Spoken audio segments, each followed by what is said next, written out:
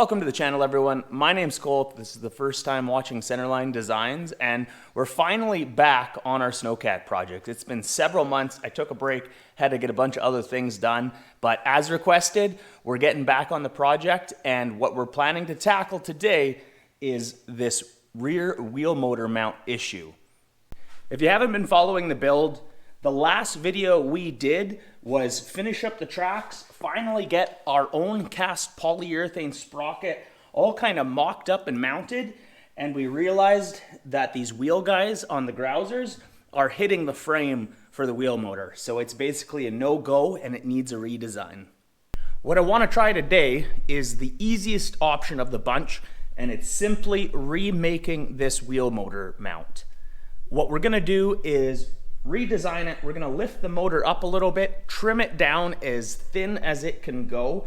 I'm just going to mock this mount up out of some 1/8 steel plate. We'll run it off on the CNC table. I don't want to make it out of the full 3/8 plate in case it doesn't work. That would just be a waste. So the 1/8 will approximate everything enough, and then we can get a better idea of clearances. And then after that, if it works, we'll see how rigid the temporary mount is. I want to try and connect up a track and maybe even hook up a little DC hydraulic pack to this motor and rotate the track assembly with the vehicle in the air just to really prove that we got it. If that doesn't work, we're into some serious modifications, and we're probably going to have to increase this lower notch. We're going to be hacking into the back of the vehicle, moving the wheel motors much towards the center, completely remaking and redesigning a mount that will include a pillow block bearing and a little intermediate shaft to the drive sprockets. This wasn't just a complete oversight of mine. Changes happened throughout the project if you haven't been following it, and I just didn't account for the problems that a change creates. And turns out clearances, well, yeah, they became an issue. But let's start at what I hope is the easiest solution. I think it'll be close, but we won't know until we get into it. If you're completely new to this build, let's do a quick walk around. I'll explain what I'm going for in this and kind of tell you where we're at so far. So as you can see, this is a tracked amphibious vehicle. Hopefully we've been designing it so that if we fall through the ice or swamps or things like that, it won't sink. That's obviously yet to be proven. Vehicle doesn't even drive on its own yet. However, it does run. So we live in a northern climate, and I use a little tracked out mini key truck, or K-truck, sorry, quite a bit, but it's getting awfully small with the growing family.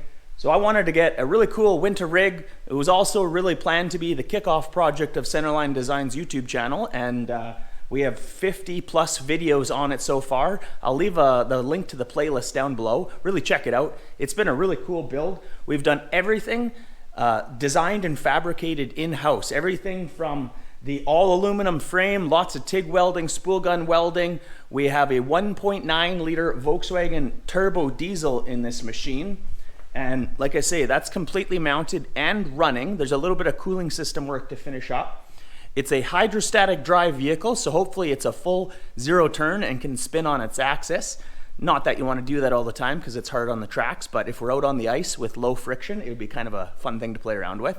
But we have 2 piston pumps with manual displacement control that provide 2 hydrostatic circuits to each individual wheel motors mounted on the rear. We made face plates and casted our very own final use polyurethane sprockets. It's a very tough material. It's meant for this purpose. Those were really, really cool. I did all the 3D design, 3D printing. It has large turf tires to provide the suspension, but you got to think, in deep snow, suspension isn't as critical as driving down a dirt road. The snow itself acts like a suspension. Now, may not be the smoothest riding vehicle in the world, but I think it's going to be pretty cool.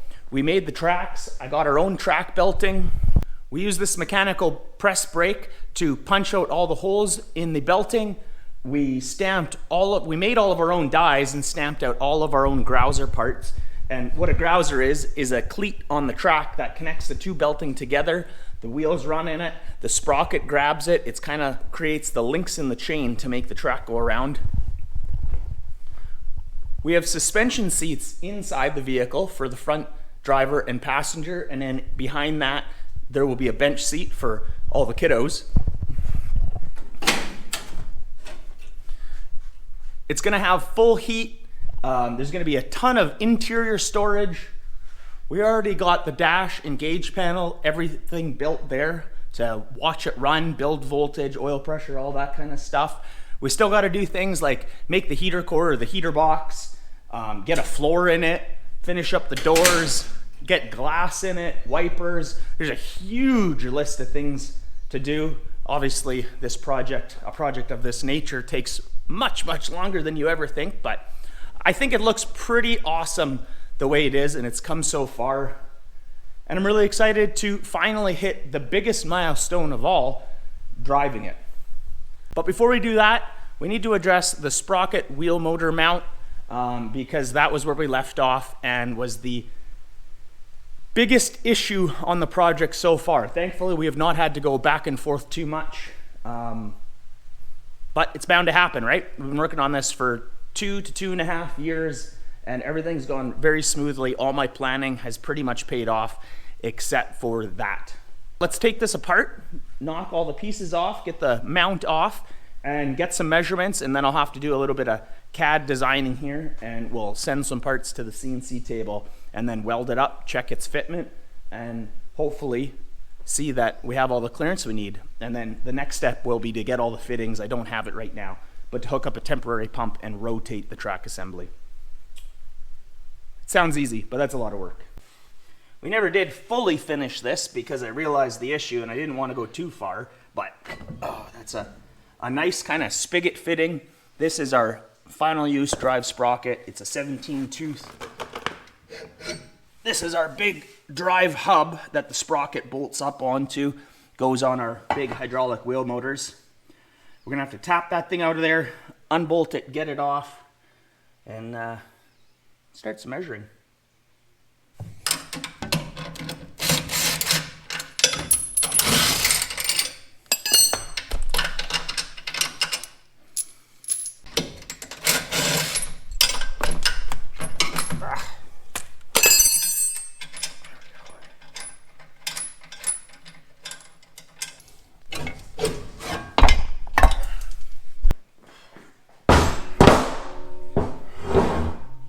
On our temporary mount, I'm not going to worry about machining everything to the tight tolerances because it's just temporary. But the original one, we machined it because this wheel motor is meant to be a direct drive. It has taper wheel bearings inside of it, and it's meant to take like a 5,000 pound radial or axial load.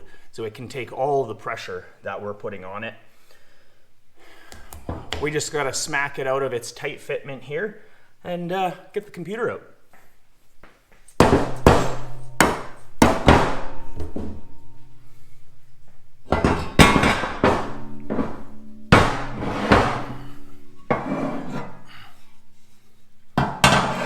I think you might be able to see it this way. The first thing we're going to try and do here, this first fix, is lift the wheel motor up to be in center with the actual mount. And that's going to give us a little bit more clearance on those tire wheel guides. It is going to lift the sprocket above the axle center line of the vehicle, but that's going to be okay because that'll actually give us a little more clearance on the backside, and that little bit of droop to the first tire really shouldn't be an issue, if at all actually, because we're using a much smaller sprocket than the tires on the vehicle. Pretty basic, got the parts drawn up in Fusion 360. I'm going to send it over to the table, cut this out of 1/8 plate. Just had a customer drop off some quad ramps for repair too. That's probably a tomorrow job. Let's get some cutting done. Well, apparently I lied to you, and I'm cutting it out of 3/16 because I didn't have any 1/8. Put that on the order list.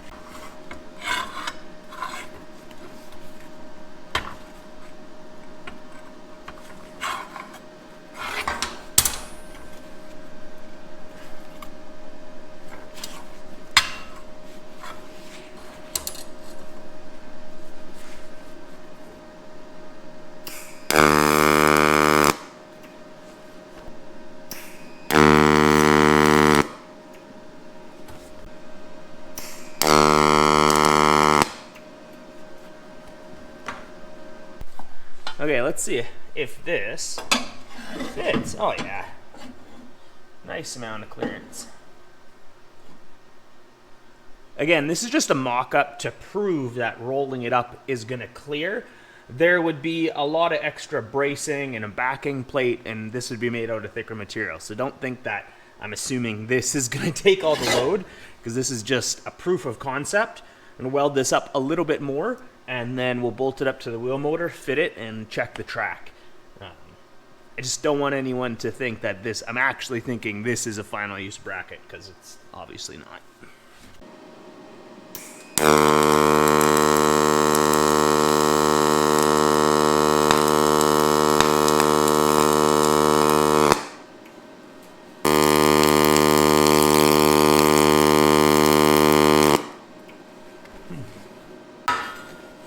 So that's pulse MIG welding. It lays in really hot. It doesn't leave any spatter. And this is that Yes Welder DP200. It's a nice little rig.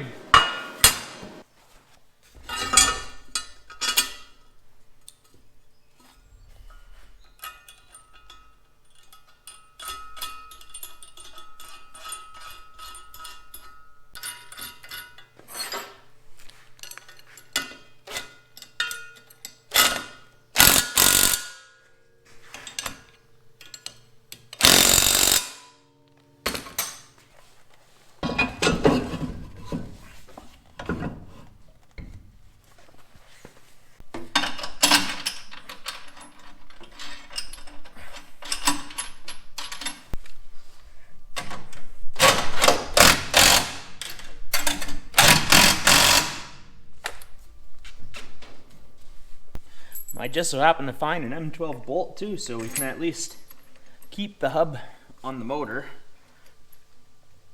And this is what will hold it all together when the key is in. Cool. All right, let's wrap this track and see what it looks like.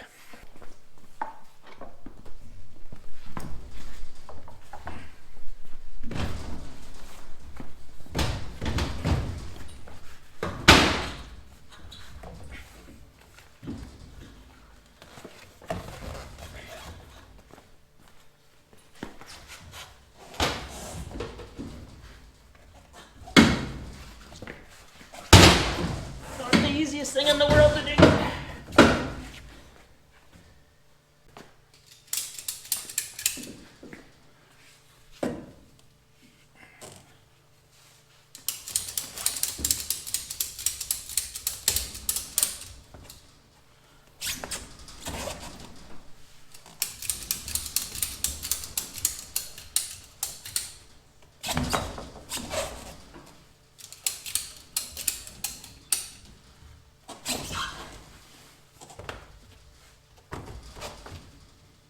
I do really like the looks of that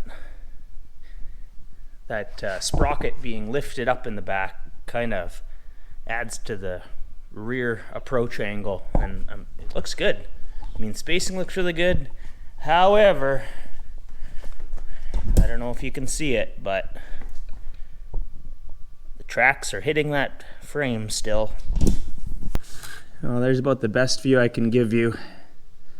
Yeah, those wheel guides are still gonna contact the wheel motor mount. I think the next thing to try here is maybe cut that front plate in half with a zip disc.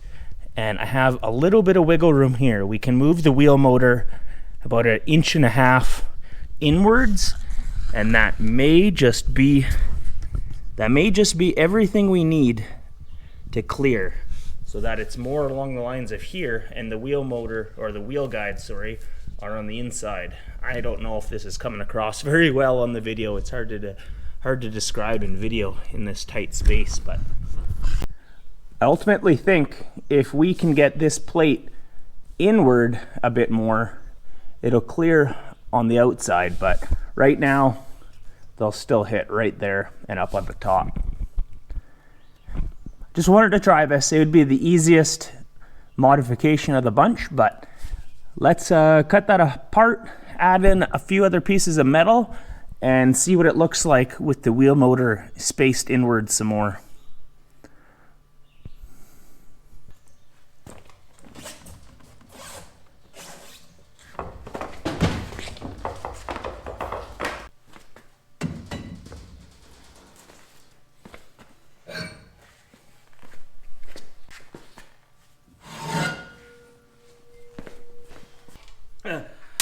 It's already started to bend. Okay, we're gonna whack this apart, straighten it out a little, and then offset it by 1.5 inches. See what that looks like.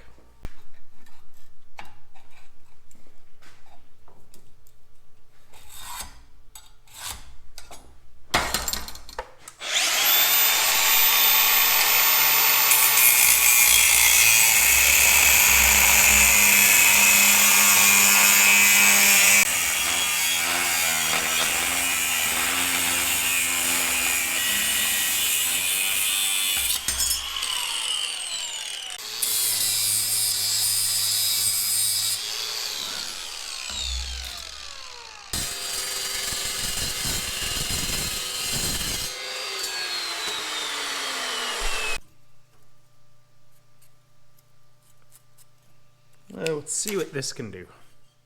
Well, we'll use our new, quite loud, which I hope to address here, bandsaw. This thing's awesome, but unusually loud.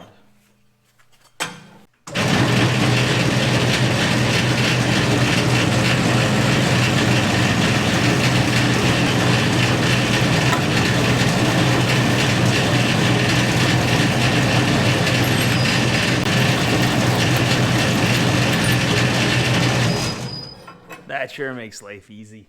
We got a whole video on this bandsaw, and it was pretty popular. Go check it out.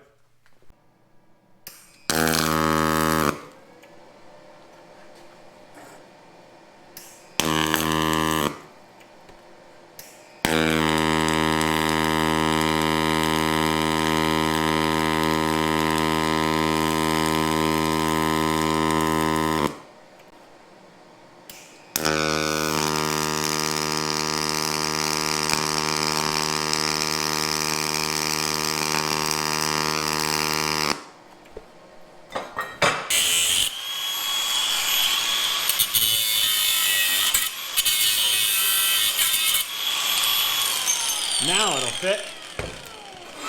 Woo, boy, this is ugly.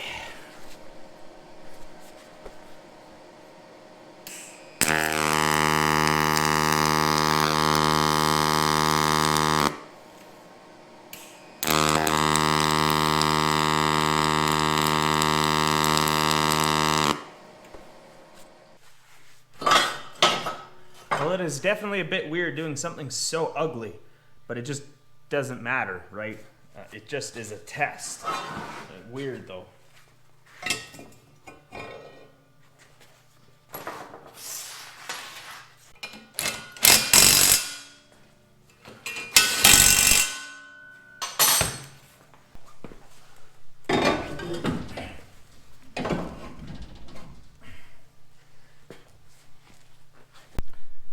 So the reason for this being, you know, plan C, I guess, plan A didn't work, plan B didn't work. Plan C is because this introduces a little more work yet, and the stub shaft that's on the hub, the sleeve that goes on the wheel motor, is now 1.5 inches too short. So that's going to mean cutting that one off the hub face, machining another one, welding it on, potentially redoing that hub altogether to have a little bit longer shaft or stub. And I know people will talk about leverage, but again, this is a big shaft. It's 40 millimeter. It can take that little bit of leverage, especially the sprocket isn't really taking vehicle weight. It's just taking track tension. So I'm not all too concerned. If we were going much longer than that, well, we're cutting the back end open, right, as I mentioned, and these wheel motors are going probably another 6 inches inward so that we have a little intermediate shaft, and it'll be housed in a bearing, a pillow block bearing or something of that nature. I don't know. we'll see.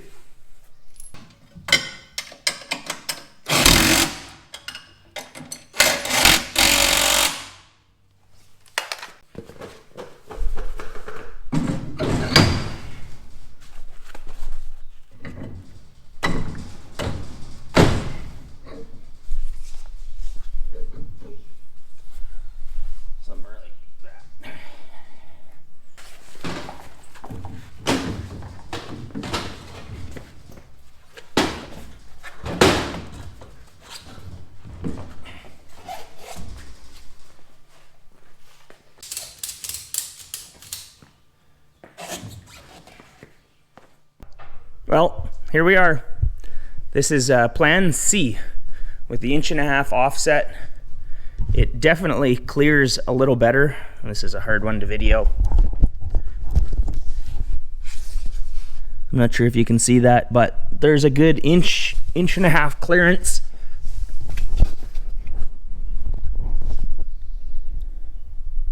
And I think this may work. I mean, it's still a little bit of work fabricating on the hub and things like that, but we had to do that regardless of what we do now. It's always a catch-22, right? I think that'll work. I'm pretty sure that will hold the motor, spin the track. There may be the unique situation when the track loosens off, somehow you get a flat tire or the sprocket wears down, that those wheel guides may contact it. Won't really know until we put some testing on it. The flip side is we could do the better option, plan D, and cut into the back of the vehicle, move both wheel motors in as I've mentioned, and run a secondary bearing, a longer shaft, but that is a lot of work, no doubt. It also could wind up some issues with machining and such a long shaft of a large diameter that won't go through the headstock of my lathe, so that could cause issues. I'm gonna have to think about it. It would be the best. It would be the best solution, moving everything in. It might make tensioning a bit better again. However, there's a whole bunch of things to think about with how it's all going to mount under there. Ooh, I don't know. I'm pretty sure we can tighten up this bracket a little bit, get the CNC file closer to the actual perimeter of the wheel motor. And once the hoses come out and go into bulkhead fittings, there'll be a nice little guard. I mean, one of the benefits to what we did here is we brought that wheel motor up and gave ourselves a lot more clearance on the inside for rocks and stumps. And as I say, we can put a guard around the hoses, and I think everything will be in the clear. I'm gonna have to sleep on it, and I'd love to hear, good comments, anything helpful, any other ideas that I haven't thought about. I don't know. I'm undecided. I'm not sure how much extra work I want to put into this until I prove everything else, So I might just go with plan C. What do you think? This other bracket with the offset, or go to the work cutting the back of the vehicle? Cutting out the vehicle, moving the wheel motors in is gonna result in the best, strongest mount. I just don't know if I want to do that much work. Well, there you are, back on the Snowcat build. Feels good after a nice little break. And although I'm not that much farther along, I think I know what I'm gonna do, but I'd love to hear your thoughts anyways. I do appreciate them. A lot of you have given me great ideas over the years for this machine. So leave a comment, drop a like, hit that subscribe. Don't ask for it much, but it does help me out. We're definitely trying to continue to grow the channel and keep going on projects like this. So I know, maybe exciting, maybe not. Leave it up to you. Anyways, we'll be back at her again. Thanks for watching. We'll see you in the next one. Cheers.